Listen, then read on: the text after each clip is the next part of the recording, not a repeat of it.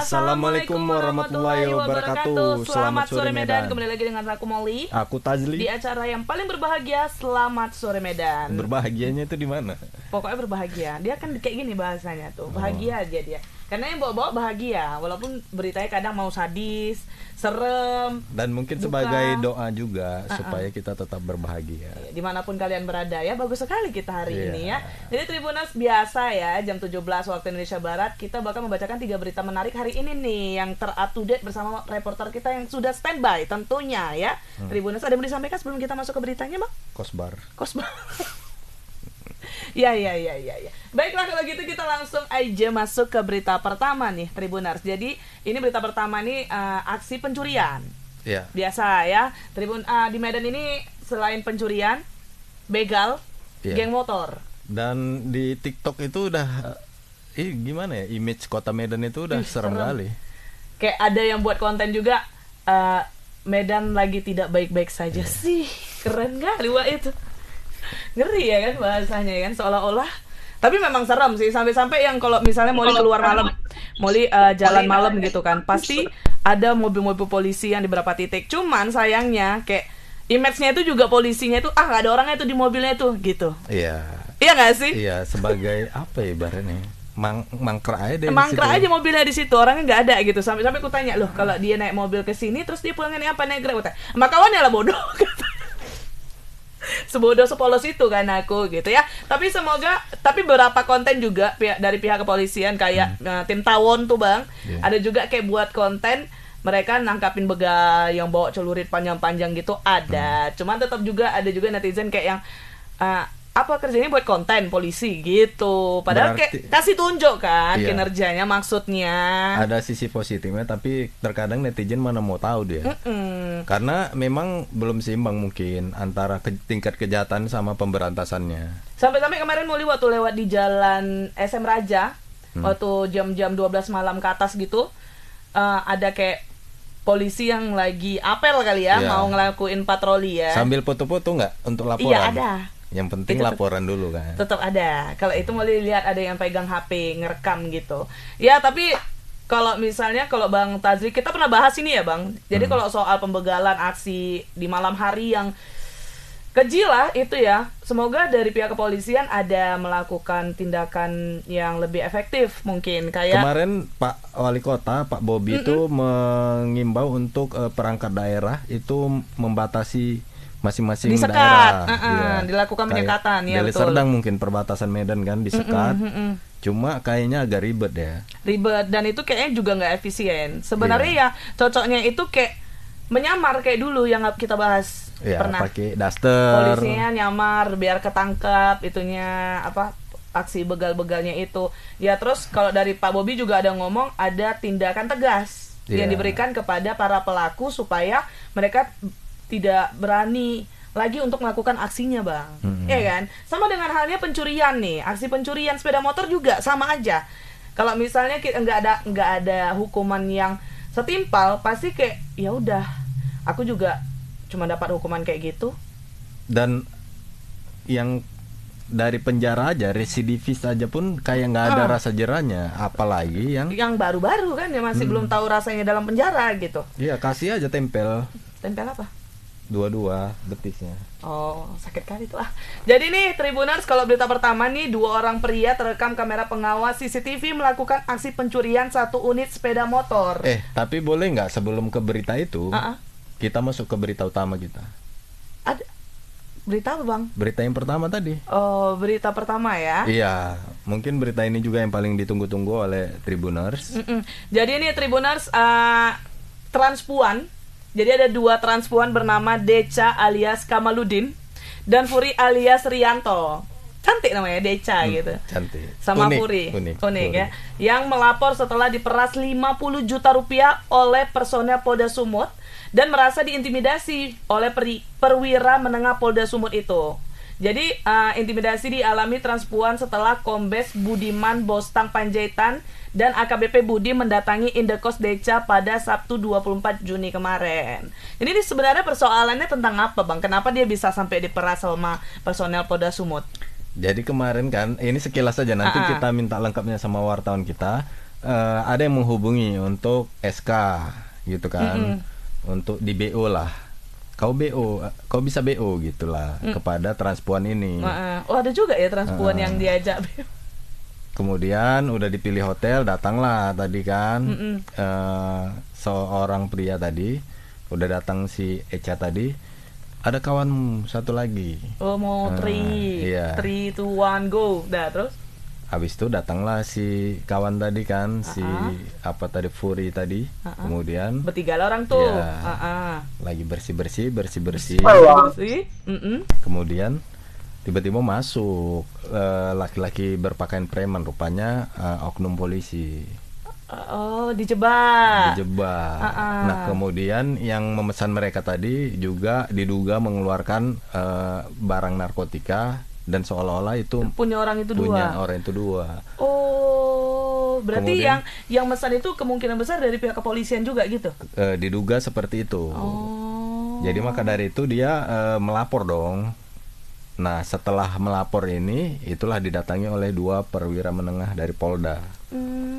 Jadi karena itu tiba-tiba diperas lah langsung ya. Iya, pada saat itu dia mengaku diperas 50 juta. Oh banyak juga ya, diperas banyak duit transpuan ini kira-kira. Ini ada yang komen nih Bang di TikTok Bang. Iya. Ada yang nge-give, makasih Bang Rido udah nge-give ya, lagi-lagi boleh. Ini ada yang komen spinach tembak di tempat. Mungkin ini bahas soal yang aksi begal sama geng motor ya, geng mot ya. Tembak di tempat itu terlalu sadis sih. Kita sebagai manusia ya. Kan tinggal dipilih di bagian mana. Oh iya, ya kalau itu nggak apa-apa. Kukira kan imageku tuh tembak di tempat itu ya sampai meningsoy gitu orangnya. Enggak. Ini ada yang komen lagi, Daniel, Medan sudah tidak aman. Iya. Terus Rido lagi, nggak bahaya tak? Nggak. Insya Allah kita minta lumba-lumba apa sama Bang Rido ini? Bang Rido minta lumba-lumba Bang. Nah, ya Bang Rido orang kaya nih kayaknya ya. Nggak bahaya tak? Ya pasti bahaya. Kita tapi alhamdulillah sampai sekarang kita masih aman-aman aja karena kita kan sesuai konteks ya yang kita bahas, tidak melebih-lebihkan gitu ya kan. Apa yang menjadi kenyataannya kita sebutkan gitu, biasa dari media ya, tidak melebih-lebihkan. Kalau mau konfirmasi atau mengklarifikasi monggo, kita bakal menerima segala masukan yang memberikan klarifikasi tapi secara bukti nyata gitu. Betul. Baik, jadi kita lanjut lagi nih ke berita yang tadi ya. Jadi setelah itu mereka setelah diperas membuat laporan Bang. Oh, jadi saat ini sedang diselidiki. Dan itu kan didampingi pengacara. Nah, pada saat kemarin itu rumahnya digedor oleh 2 perwira Polda itu. Dia nggak mau buka karena ya kalau mau apa-apa ke pengacara lah gitu. Ngapain gedor-gedor rumah kayak gitu. Iya, betul sih. Itu betul. Secara tindakan hukum ya harus kayak gitu prosedurnya, nggak yang langsung. Itu kan jatuhnya kayak meras ya. Ini mengancam. Rangkaian yang kedua seperti intimidasi jatuhnya kan. Dan kita dugalah intimidasi. Nggak tahu kita apa kepentingannya. Kok tiba-tiba 2 perwira itu datang gitu kan. Ini ada yang komen lagi sebelum kita masuk ke video ya. Kenapa bisa sampai nggak aman Bang Arif Family Channel? Ini dijawab sama Bandan yang tadi Medan sedang tidak aman. Banyak begal merajalela. Oh iya memang. Jadi mungkin Bang Arif ini mungkin bukan orang Medan ya. Jadi di Medan ini Bang, aku informasiin ya. Jadi di Medan ini saat ini sedang sering terjadinya geng motor, ugal-ugalan, habis itu aksi tawuran, bahkan yang sampai menghilangkan nyawa orang. Dan maling motor Marak juga. Oh ini dijawab Marido Bang. Coba undang tim tawon Kak biar tahu titik ngilang. Udah hilang Bang Rido tadi. Oh iya dia hilang ya. Tadi ada tukang bakso nggak lewat rumah Bang Rido tadi? Serem juga nih ya. Nggak kaget saya Bang. Nggak ada yang nyuruh Bang kaget juga. Oke, sebelum kita lanjut ke reporter, kita saksikan dulu video berikut ini. Seperti ini kita tidak hanya itu aja. Lain daripada itu kita nggak ada. Jadi kita coba dari bagian pengawasan, bukan dari reserse. Bukan dari reserse ya. Iya makanya itu kan dari pengawasan. Jadi kita diperintahkan untuk mengecek perlakuan daripada penyidik kita. Apakah benar yang disebutkan di berita itu? Gitu. Jadi pangkulan pengen cepat, jangan sampai kalau memang benar ya kita tindak. Mungkin dari rekan-rekan ini kan ada juga lihat dengan kasus anggota kita yang Pak Ahirudin yang dengan masalah pendidikan. Iya, hanya undangan saja. Kita di sini terhadap pengawasan untuk kebenaran anggota kita itu. Ya. Jadi kalau memang betul di anggota kita itu melakukan hal yang diduga itu, ya kita proses. Kalau masalah pidananya nanti kan di Krimum. Transpon yang diperiksa hari ini, Bang? 2 atas nama Deca alias Kamaludin dan atas nama Puri alias Rianto. Bang, tadi disebutkan perwira, Bang, yang memeras. Siapa itu, Bang? Kalau untuk namanya sedang dalam proses lidik, tetapi kita pahami kalau ini adalah adanya oknum perwira tersebut, karena yang melakukan atau pendugaan pemerasan itu dalam bentuk tim jadi kurang 8 orang. Perwira itu polwan, Bang? Polwan. Informasinya polwan, ada juga yang kita nggak tahu lah, tapi yang paling jelas adalah polwan karena dia langsung yang minta uang besar 50 juta itu. Bang, hari ini agenda pemeriksaan seperti apa? Konfrontir atau seperti apa? Sepertinya pemeriksaan undangan dalam hal klarifikasi aja. Nah itu ya, pada saat Deca bersama, kayaknya itu antara Deca atau Furi bersama kuasa hukumnya ya, mendatangi kantor polisi untuk melaporkan soal intimidasi yang diterimanya gitu. Tapi ada yang kayaknya kalau bahas begal, tawuran, geng motor, semangat ini semangat. Ya. Jadi ini ada yang komen gini Bang, namanya Gro Simanjuntak. Kakak, kemarin di Medan rumah tetanggaku dibobol kakak, katanya. Terus dia ngomen lagi, tapi alhamdulillah begalnya kami cincang. Kayak gak ada dosa dia berarti. Ya, semoga para begal menonton ini. Berhadapan tuh sama Bang Gro tuh. Biar dicincang sama Bang Gro ya. Ini Bang Agus Kaidir, Mak Jang ngeri sampai dicincang. Baiklah Tribuners, kita langsung aja nih lanjut fokus ya.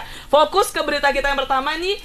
Kita panggil reporter kita, ada Bang Freddy. Halo Bang Freddy. Selamat sore Freddy.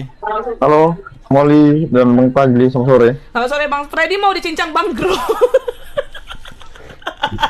Bang Freddy, ini bisa diceritakan Bang, bagaimana awal kejadiannya secara singkat namun jelas, dan juga sampai sekarang seperti apa sudah kasusnya sampai saat ini. Silakan Bang Freddy. Oke, baik Molly dan Bang Pagli juga pemirsa. Jadi kejadiannya itu kurang lebih tanggal 19 kemarin itu, di mana si Deka ini alias Kamaludin ini mendapat pesan singkat ya dari seseorang yang bernama Hans. Hans itu memesannya. Nah, kemudian si Hans ini juga meminta agar dibawakan lagi teman dari si Deka ini sama transpuan lah gitu. Jadi biar di hotel itu bisa berhubungan seks dengan 2 transpuan gitu. Nah, kemudian saat sudah tiba itu, setelah transaksi selesai, uang sudah diberikan, nah akan berhubungan badan itu, kemudian tiba-tiba si Hans tadi itu masuk ke kamar mandi gitu, dengan alasan mau bersih-bersih. Nggak lama kemudian, tiba-tiba bel itu ada berbunyi gitu, diketuk, dan Hans itu langsung buru-buru keluar dari kamar mandi dan langsung membuka. Di situ mereka langsung disergap dan mengatakan bahwa mereka dari polisi lah gitu. Nah, kemudian saat upaya penangkapan itu juga berlangsung alot. Sorry, berapa orang itu Bang yang sergap gitu? Kurang lebih ada 8 orang lah gitu, berpakaian preman. Nah, kemudian itu mereka kan akan dibawa ke kantor polisi, kemudian si Deka ini menolak gitu. Kemudian tiba-tiba si Hansnya itu tadi, pria itu tadi, menurut penjelasan si Deka nih ya, tiba-tiba mengeluarkan benda gitu, barang gitu yang diduga narkoba. Nah, situlah mereka juga jadi dituding juga memakai narkoba lah di kamar itu. Ada di tes urin nggak sih Bang? Nah, sejauh ini sepertinya belum ada ya, si Dekanya itu. Oke, lanjut. Nah, kemudian dibawalah ke Polda Sumut dan di sana diperiksa, ditaruh di sebuah ruangan di gedung Ditreskrimum Polda Sumut. Lalu itu kan malam ya, sempat bertemu dengan cleaning service lah. Di situ mereka disarankan lah agar berdamai saja dengan polisi, apalagi jika mereka memiliki uang lah gitu. Nah, tapi saat itu juga, sebelum itu ya, itu handphone si Deka ini sudah diperiksa ya, dipaksa membuka sandi handphone, kemudian dipaksa untuk membuka M-banking, dan di situ terlihat bahwa saldonya ada sekitar 190 juta rupiah. Di situ gila, duit gua aja nggak segitu loh, Bang.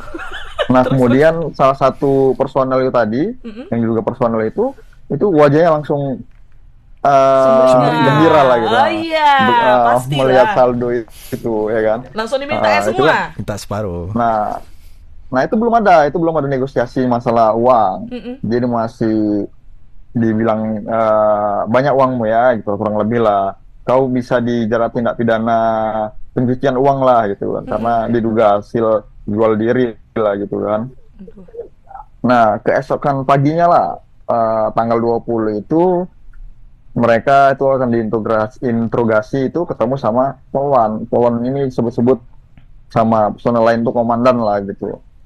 Nah, situlah mereka terjadi negosiasi yang awalnya 100 juta sampai akhirnya jatuh ke angka 50 juta. Jadi dan duit itu sudah diserahkan, Bang? Apa? Duitnya sudah diserahkan? Uangnya belum, tuh negosiasi, kemudian negosiasi dari 100 juta sampai akhirnya ke 50 juta. Itu dikirim ke rekening atas nama Sugianto, 50 juta. Nah, situ juga terjadi ya kesepakatan supaya si Deka ini, transpuan ini tidak melebar kemana-mana gitu. Soal tangkap lepas lah gitu setelah nyetor 50 juta gitu. Nah, lalu karena merasa tidak senang gitu kan, akhirnya mereka ini membuat laporan gitu, didampingi LBH Medan membuat laporan ke Polda Sumut. Tapi laporannya itu bukan ke Propam, melainkan ke SPKT gitu. Tapi memang tidak jelaskan kenapa laporan mereka yang ke Propam itu ditolak. Ya? Tapi memang seharusnya itu biasanya memang ke Propam, karena kan ditangkap lalu kemudian dibawa ke gedung Direktorat Reserse Kriminal Umum ya gitu kan. Begitu, dan itu dilaporkan pada hari Jumat, dan hari ini tadi siang itu si Deka dan si Puri itu menjalani pemeriksaan ya, klarifikasi di Bitpropam Polda Sumut itu didampingi kuasa hukumnya. Nah, tapi sebelum pemeriksaan tadi itu pada hari Sabtu kemarin ya, itu si Deka itu diduga mengalami intimidasi dari perwira menengah Polda Sumut bernama biasa dipanggil Bostang lah gitu, Kombes, dan berpangkat AKBP. Nah, situ katanya pintu kosnya itu digedor-gedor dan mereka diminta untuk datang ke Polda Sumut, sementara si Deka ini yang merasa bahwa dia sudah memiliki kuasa hukum, maka seharusnya polisi itu berkirim surat ke pengacaranya gitu, melalui pengacaranya, bukan datangnya langsung gitu. Jadi si Deka ini merasa diintimidasi lah gitu. Tapi pintu itu tidak dibuka, si Deka menghubungi kuasa hukumnya, kemudian datanglah kuasa hukum mereka ke indekosnya lah gitu, dan minta penjelasan daripada Kombes Bostang itu tadi gitu. Dan tadi juga kita sudah ketemu dengan Kombes Bostang itu, tapi dia masih bungkam ya. Oh, nggak ada jawab apapun, Bang. Sepatah kata pun nggak ada. Dia hanya menjawab sebentar ya gitu saja, lalu langsung pergi lah gitu. Ditanya soal dugaan intimidasi dan kemudian meminta seseorang itu, seorang kita duga lah korban gitu, datang ke Polda Sumut tanpa surat atau sesuai dengan prosedur lah gitu. Dia tidak menjawabnya. Oke, jadi dari pihak kepolisian, kalau tadi kan Abang nanya ke Bostang, jawabnya cuma bentar ya. Kalau dari pihak kepolisian sendiri, Bang, mungkin dari Kabid Humas. Kabid Humasnya apa? Ada nggak, Bang? Ya, sejauh ini belum ada jawaban resmi dari Polda Sumut. Tadi Kabid Propam juga tadi kita wawancarai, dia mengatakan bahwa proses pemeriksaan masih berlangsung, bahkan sampai saat ini ya, masih terus diperiksa, dan kemungkinan sebentar lagi akan ada keterangan resmi ya dari Polda Sumut. Begitu, kita juga masih menunggu ini. Oke, kalau gitu kita tunggu ya, Bang, untuk update perkembangan dari berita ini, Bang. Seperti apa ya? Itu yang di dalam video yang di sebelah pengacara itu Deca apa Furi, Bang? Oh, bukan. Oh, itu yang di sebelah pengacara itu apa ya? Salah satu bukan Deca atau Furi.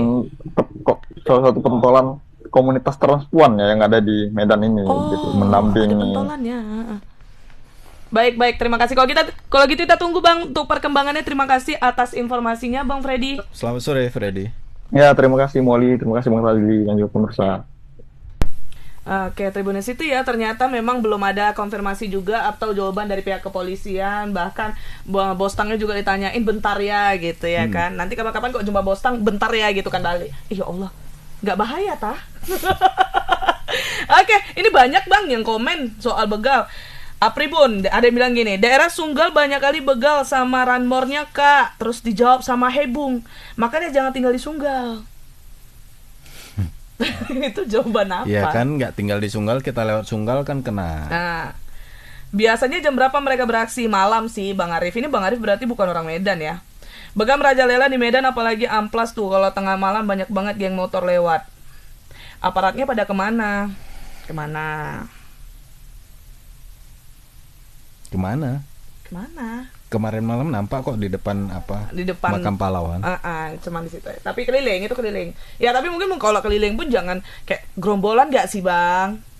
Ada yang gerombolan, ada juga yang sendiri-sendiri, itu kan lebih masif jadinya. Oh gitu ya. Baiklah kalau gitu, ada yang mau disampaikan lagi bang? Inilah yang terakhir ini komen. Apa dia? Rido lagi ya, orang terkaya di di live ini ya. Transpuan apakah ada hubungannya sama Mbak Pu titik ngilang? Aduh agak bahaya Bang Rido nih ya. Aduh. Hobi dijemput tukang bakso ini. Awas nanti tiba-tiba di depan ada tukang sol sepatu, tukang bakso depan pintu rumah gitu langsung dia. Ini Arif, kalau antisipasi buat diri sendiri kalau ke Medan gimana gitu ya, jangan keluar malam bang. Kalau malam keluarnya batasnya mungkin jam 10 atau jam 11 kalau misalnya lebih dari situ aja. Tidur gitu ya. Oke, kita lanjut ke berita kedua kita nih, Tribuners. Jadi ini soal pencurian tadi nih ya bang. Yeah. Jadi selain begal yang marak, pencurian juga amat sangat marak. Bahkan nih, jadi kebetulan rumah kawan Molly itu ada CCTV depan rumahnya. Dan di CCTV itu dalam 1 bulan ini bang, aksi pembegalan nampak di situ. Kayak yang dikejar. Kayak geng motor kemarin. Oh ya, geng motor yang ada masih remaja ya, dikejar sampai masuk ke dalam ladang gitu. Terus yang anak-anak remaja itu bawa celurit gitu atau parang tahap apapun itu, samurai. Ya udah. Ditebaskannya aja gitu, kayak nggak ada dosa, kayak nggak ada punya orang tua gitu, kayak punya pendidikan gitu. Nah, yang satu lagi bang, dia parkir mobil di depan rumah dia. Ada kayak anak remaja juga, nggak tau lah ya, mungkin udah agak tua juga lah dikit ya, naik sepeda motor bonceng 3, satu orang yang paling belakang tuh turun, cuman karena nggak berhasil aksinya, karena alarm mobilnya nyala, terus dia langsung lari gitu. Mau ngapain itu? Nyuri spion. Keren kan? Tuh kawanku, 1 orang, kayak 2 masih aksinya. dari 1 CCTV aja ya? Masih dari 1 CCTV. Di Medan ini banyak sekali sebenarnya kejadian yang terekam CCTV. Cuma tidak viral, Tribuners. Kalau misalnya viral, setiap hari berita kita tentang CCTV. Pencurian, pembegalan. Bosan kita baca berita. Yang betulnya nanti terakhir-terakhirnya demo orang. Apa kerja polisi? Gak bahaya tah.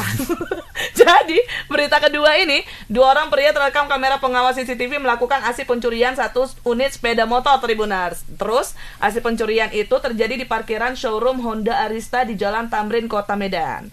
Dari amatan Tribun Medan nih, video yang beredar di media sosial, pelaku datang berboncengan menggunakan sepeda motor. Lalu mereka masuk ke area showroom tersebut dan mendekati sepeda motor korban yang sedang parkir. Biasa ya, lihat dulu celinguk. Dah, cepat kali. Iya, dan kalau kita perhatikan itu 5 detik, udah selesai. Astagfirullah Bang Rahmat, spill etalase 6 bang. Bang, ini kita lagi bawa berita selamat sore Medan, bukan lagi jualan. Abang tunggu aja besok. Nanti pas lagi jualan abang nggak ada. Spill etalase 6 itu udah ada itunya bang. Di etalase itu abang klik, udah ada apanya tuh, apa-apa aja produknya. Beda akun coy. Oh iya ya, kok dia bisa tahu? Kok aku jadi oh iya ya, buka aja Tribun Medan jual beli atau Tribun Medan Explore tuh, di situ ada deskripsinya etalase 6. Entah abang ini bercanda. Bang Arif lagi nih, kalau buat keamanan sendiri gak usah keluar kemana-mana bang, aman lah itu. Iya gak sih? Makasih Bang Apri, murah rezeki. Sehat selalu. Ya, you break my untung nggak kunyanya sampai habis, kukira dia komen tahap apa ya. Nah terus tanpa menunggu waktu lama nih, balik ya ke berita ya. Ya balik nih. Jadi tanpa menunggu waktu lama, pelaku yang dibonceng itu langsung melakukan aksinya dan sepeda motornya berhasil dicuri. Dan pada saat Tribun Medan ingin mengonfirmasi ke pihak kepolisian nih, nanyain, ternyata jawabannya itu tunggu ya, dilihat dulu LP-nya ada apa enggak. Dan yang anehnya bang, korban mau diwawancarai sama media nggak mau diwawancarai. Jadi dia nggak melapor. Dia melapor. Nggak tahu dia, pokoknya LP-nya masih, kalau dari pihak kepolisian katanya LP-nya mau dicek dulu ada apa nggak masuk. Kalau dari korbannya nggak mau diwawancarai media. Takut mungkin atau apa? Yang ditakuti apa coba? Kan motornya hilang udah. Iya, mana tahu yang nyuri itu orang media gitu. Geng motor. Tahu lah geng motor sekarang main serang-serang aja. Oh gitu. Mungkin ya. Berarti sebenarnya muka aku udah terincar. Enggak. Ya Allah, jangan. Aku masih polos kan, aku takut. Gimana kalau kita buat challenge gitu, dapat gift apa kau pargoy gitu.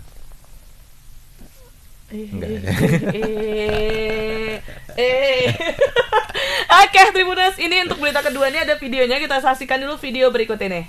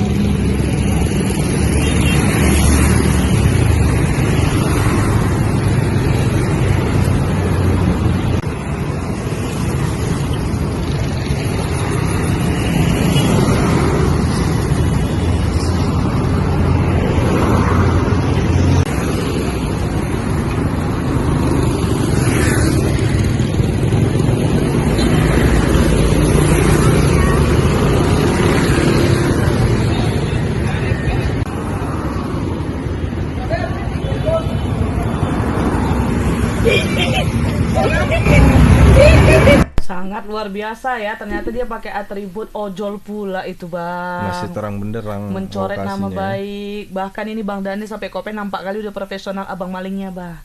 Memang udah menjadi sebuah profesi itu kayaknya ya. Maling itu. Oke, ini gentar dia. Nggak gentar. Ini ada reporter kita, ada Bang Alfiansyah ya. Kita untuk nanya nih Bang Alfiansyah. Ya, halo Moli dan juga Bang Teguh. Selamat sore. Selamat sore. Semangat. Oh gitu, cuek ya orangnya ya, Bang Alfiansyah ini udah. Bang, ini kan tadi aku ada informasikan kalau misalnya dari pihak korban nggak mau diwawancarai sama pihak media, terus juga dari pihak kepolisian belum mengetahui ada masuk LP-nya atau tidak. Udah ada perkembangan terkait dua hal itu nggak, Bang Alfiansyah? Ya, barusan tadi kami Polsek Medan Area menghubungi setelah dicek ke lokasi oleh anggotanya, diketahui bahwasannya wilayah kejadian ini masuk di kawasan hukum Polsek Medan Kota. Namun untuk itu belum kita hubungi secara lanjut.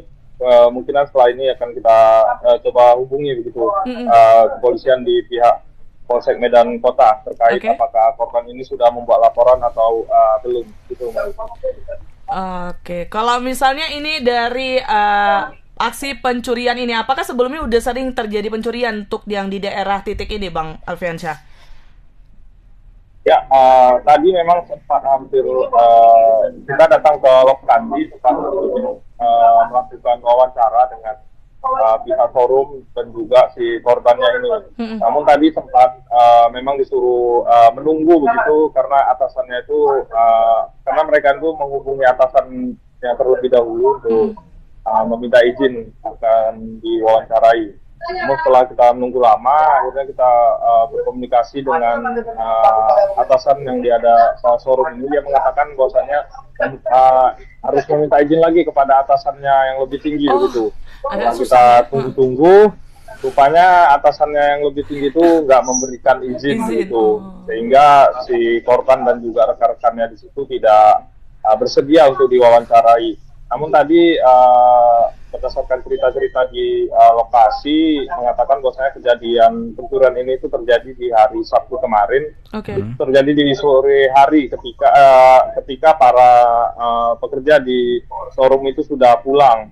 Nah, kereta itu pun hilang setelah korbannya ini diketahui setelah melihat rekaman CCTV bahwasanya sepeda motornya sudah dilarikan oleh kedua pelaku ini, yang salah satunya itu memakai atribut ojol.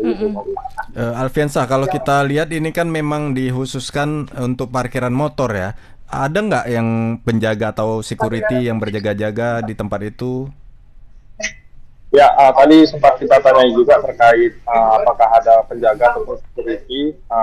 Mereka mengatakan bahwasanya di sana memang tidak ada tukang parkir ataupun security yang berjaga. Hanya sepeda motor bebas parkir begitu di depan tanpa ada yang melakukan penjagaan. Hanya mereka ini mengandalkan rekaman CCTV saja, Bang, begitu, Bang. Bang Alfiansyah, ini motor yang hilang ini milik dari pekerja di showroom itu apakah pelanggan, Bang, atau cuma numpang parkir? Ya, untuk sepeda motornya ini, sepeda motor jenis Beat ini itu merupakan milik dari sales di showroom itu, pekerja berarti ya.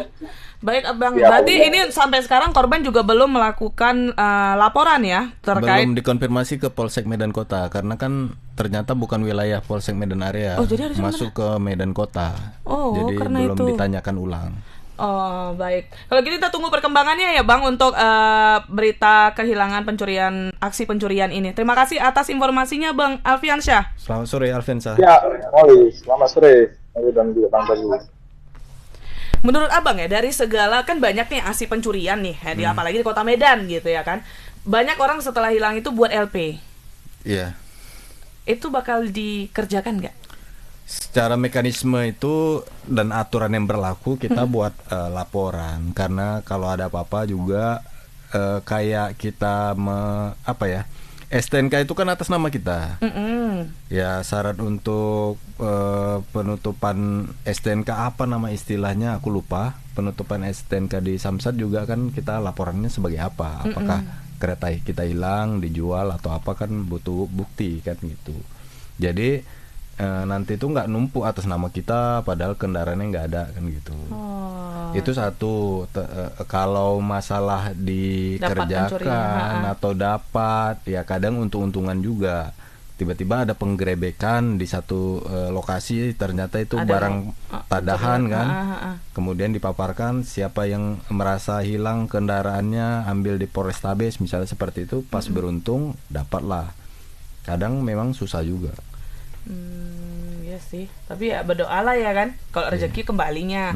Kalau udah hilang itu ya mau nggak mau harus ikhlas. Sebelum terjadi udah di kebun sawit mana gitu. Sebelum terjadi ya kita mengantisipasi, itu lebih baiknya kan. Kayak menambah kunci ganda, terus meletakkannya jangan sembarangan gitu. Apalagi kayak kunci stang gitu. Kalau misalnya tukang parkirnya bilang jangan kunci stang, itulah baru.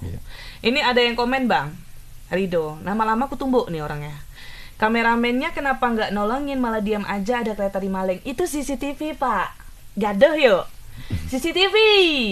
Dia ada Bang Daniel juga, seperti apa pertanggungjawaban pihak showroom terhadap musibah kehilangan sepeda motor milik karyawannya. Ya, terkait ini kita tadi udah dibahas juga sama reporter ya, kalau dari pihak showroomnya tidak ingin diwawancari oleh media. Jadi belum tahu kita seperti apa nih. Bakal ada tanggung jawabnya kah atau hanya ikhlas? Kamu harus ikhlas gitu, ya kan? Nah, baiklah, kita lanjut ke berita ketiga kita, Tribuners. Jadi ini berita ketiga terkait istri mantan wali kota Pematang Siantar Robert Edison Siaan, Elfrida Dorowati, yang tak terima rumah warisan ayahnya sejak tahun 1993 menjadi objek sitaan KPK dan dilelang tahun 2016. Padahal rumah warisan tersebut ada kaitannya dengan perkara korupsi yang menjerat suaminya tahun 2012. Jadi ini suaminya ternyata terjerat ke kasus korupsi yang dendanya itu sampai 7,7 miliar, Bang. Banyak ya kan. Terus pada surat warisannya tanahnya si Elfrida ini ikut disita KPK. Padahal itu tidak ada terkait dengan unsur uang dari HA gitu. Tapi kan untuk nutupin 7,7 itu mau nggak mau diambil harta semuanya nggak sih Bang, seharusnya yang mau tahu kan gitu kan ya? Sebenarnya tergantung dari putusan hakim. Oh, seperti apa? Dan dari putusan hakim juga tidak ada disertakan surat tanah itu, Bang. Dari pemberitaan ini katanya tidak ada dimasukkan yang surat tanah dari warisan si Elfrida ini. Tapi ternyata sudah dilelang tahun 2016 dan ini tahun 2023. Lama bener. Lama ya kasusnya.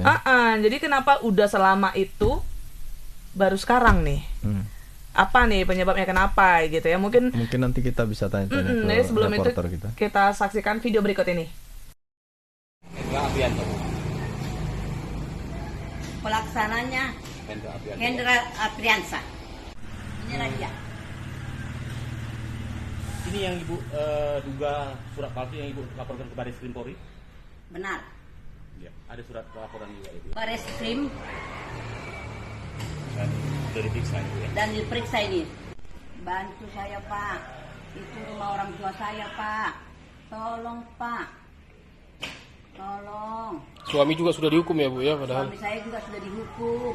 8 tahun ya? 9 tahun Pak dihukum suami saya. Ya. Bapak suami saya katanya korupsi, tapi nggak tahu apa yang dikorupsinya gitu loh.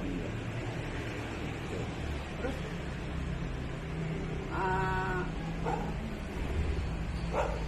yang Bapak disuruh keluar paksa juga ada ya Bu ya? Ya. Pada saat Bapak menjalani hukuman disuruh keluar paksa dari penjara juga ada? Sudah 9 tahun. Saya kaget. Saya telepon bapak suami saya, Pak R.E. Siahan. Ada apa Pak? Saya bilang gitu. Saya dari suruh pulang. Ada surat apa ya Pak? Enggak ada. Kata bapak. Kenapa Pak? Iya, katanya mesti pulang malam ini. Sampai jam 12 malam pun kami antar bapak ke rumah. Siapa yang ini Pak? Perintahkan. Yang perintahkan. Ya nggak tahu saya. Tapi itulah kata kepala. Hukuman penjara katanya tadi 9 tahun. Yeah. Udah di penjara dari 2012. Udah keluar belum? Sudah. Hah? 2021 loh. Iya. Kita ke reporter aja lah daripada bingung-bingung ya. Bang Alija, halo Bang Alija. Halo Kak Muli dan Bang Tazli. Halo sore. Bang, Sore, selamat Alija. sore. Senyum-senyum baru cair. Bang Alija, ini kayak mana sebenarnya Bang? Kenapa baru sekarang nih Ibu Elfrida ini memberikan keterangan terkait tanah warisan dia, padahal udah dilelang dari 2016 tadi. Itu seperti apa Bang Alija? Silakan. Terima kasih Kak Muli dan Bang Tazli. Jadi kemarin kita bertemu dengan Ibu Elfrida Dorowati di kediamannya ya di Jalan Rakuta Sembiring. Dan kita juga ketemu dengan suaminya, mantan wali kota Siantar tahun 2005 sampai dengan 2010, Pak R.E. Siahan. Nah, kepada saya waktu itu Ibu Elfrida ini merasa keberatan karena rumah pemberian ayahnya tahun 1993, kebetulan saat itu ayahnya itu kepala dinas ya, ayahnya Ibu Elfrida ini memberikan itu sebagai warisan untuk dia. Kebetulan Ibu Elfrida ini anak sulung di keluarga mereka. Nah, kemudian pada tahun 2012 Pak R.E. Siahan ini terjerat kasus korupsi rehabilitasi di Dinas PU yang mengakibatkan negara kerugian 10 miliar lebih ya. Wow. Kemudian diputus tahun 2013 di mana hasil putusannya itu divonis 8 tahun penjara, denda 100 juta, subsidi 4 bulan.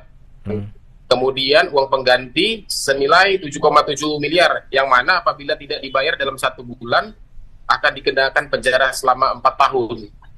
Nah, menariknya tidak ada putusan terkait rumah yang dilelang KPK tersebut di dalam salinan putusan Majelis Hakim untuk Pak R.E. Nah, terus kok bisa masuk jadi dia, Bang? Ini jadi perjuangan oleh keluarga ini, gimana bisa rumah itu kembali begitu, Bang Tati dan Kak Moli. Pada saat itu Pak R.E. ini membayar UP atau menjalani hukuman 4 tahun? Nah, ini juga menarik, Bang. Jadi kan putusannya itu 8 tahun ya. 8 tahun dan denda 100 juta subsidi 4 bulan, dan apabila tidak membayar uang pengganti 7,7 miliar akan dikenakan penjara selama 4 tahun. Nah, yang dijalani Pak RE ini 9 tahun gitu. Lebih dari 8 tahun. Harusnya kalau menjalani setelah 8 tahun itu kan mungkin nggak membayar UP lagi kan, Bang. Mungkin dituntaskannya 4 tahun gitu. Tapi setelah 9 tahun tiba-tiba disuruh keluar paksa menurut penuturan keluarga ya, Bang. Disuruh keluar dari penjara, tapi rumahnya bakal dilelang begitu. Jadi rumahnya dilelang tahun 2016 gitu ya. 2016 dilelang dan berhasil terjual, dan sekarang udah jadi ruko gitu, udah ada pembelinya. Oh, nilai lelangnya itu berapa, Alija? Nah, udah kita tanyakan kemarin, tapi ibu ini nggak tahu ya, dia nggak mau tahu apa yang terjadi. Namun dia merasa ini jadi penyalahgunaan wewenang oleh jaksa KPK begitu, karena tidak ada dalam salinan putusan, tapi kok dilelang, apalagi suaminya sudah menjalani 9 tahun gitu. Karena dia merasa rumah itu bisa dibuktikan bahwasanya rumah itu dibeli oleh ayahnya dan diberikan kepada dia sejak tahun 1993 begitu, Bang Tasli dan Kak Muli. Jadi sebenarnya rumah itu tuh tidak ada sangkut pautnya dengan hasil korupsi ya, Bang, berarti ya? Iya begitu, Kak. Jadi tidak ada kaitan dengan korupsi.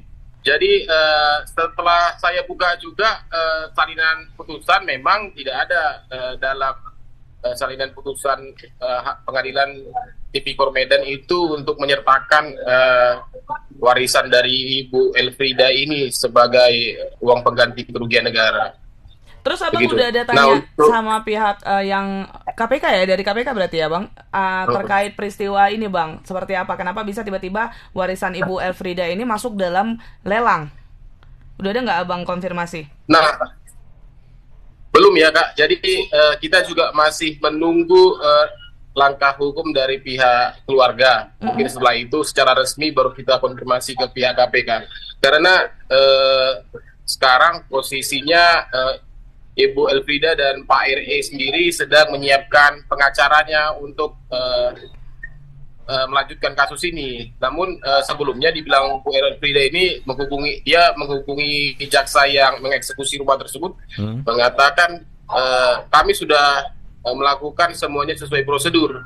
Kalaupun ada pertanyaan silahkan ke pengadilan begitu. Hanya sekedar itu pertanyaannya. Jadi mungkin kita akan follow up setelah pihak keluarga ini melakukan upaya hukum lanjutan ya, Bang. Oke, Bang, boleh throwback sedikit ini. Emang kasus yang menjerat Pak RE ini korupsi terkait apa ini, Bang? Nah, korupsi rehabilitasi di Dinas PU gitu tahun 2007. Untuk detailnya saya kurang tahu ya, karena juga kita harus flashback juga ke belakang. Jauh kali ya, Bang, iya kan? Masih jauh kali itu lah. Nggak sampai kita kalau sejauh itu. Tapi yang penting dia sebenarnya udah menjalani hukumannya. Terus tapi tetap dilelang nih ya untuk tanah warisannya, dan masih menunggu untuk dilakukan proses hukum berarti ya, Bang. Kalau gitu kita tunggu untuk bagaimana perkembangan dari kasus ini, Bang Alija. Ya, Kak Moli dan Bang Tasli. Siap, terima kasih atas informasinya, Bang Alija. Selamat beraktivitas kembali, Alija. Bang. Selamat sore, Bang Tasli dan Kak Moli. Dek Moli. Kak Moli. Kan masih imut-imut ya? Kak. Oke, Tribuners, itu dia ya 3 berita kita hari ini ya. Yang pertama tadi ada terkait aksi apa? Lupa. Please help. Aduh. Lupa juga ya. Transpuan ya, astaga. Jadi transpuan yang merasa diintimidasi oleh Polda Sumut dan saat ini sedang melakukan proses hukum ya terkait peristiwa yang dialaminya. Terus berita kedua, aksi pencurian yang terjadi di depan showroom Honda Arista. Tapi dari pihak korban tidak ingin diwawancarai oleh media karena atasan dan atasannya tidak mengizinkan. Yang ketiga, kasus yang aneh menimpa mantan wali kota Pematang Siantar, Pak RE Siahaan, yang di putusan itu hukuman dia 8 tahun tapi dia jalani 9 tahun. Dan padahal kalau misalnya dia nggak bayar denda 7,7 miliar harusnya 4 tahun kan? Berarti kan harusnya 12. Ya 12, tapi 9. 3 tahun lagi kemana? Disuruh keluar. Dikeluar paksa katanya. Iya. Aneh. Katanya itulah mau dilelang rumahnya. Itu terjadi 2006. Pokoknya ini dari pihak keluarga Bu Elfrida sendiri masih melakukan upaya hukum nantinya. Masih kita. Jadi Tribuners kalau mau tahu update berita tadi ya terkait transpuan tadi, terus bagaimana aksi pencurian dan juga dari mantan Wali Kota Pematang Siantar ini, update-nya seperti apa, berita perkembangannya, kalian bisa langsung cek aja di portal kita, ada di www.medan.tribunnews.com.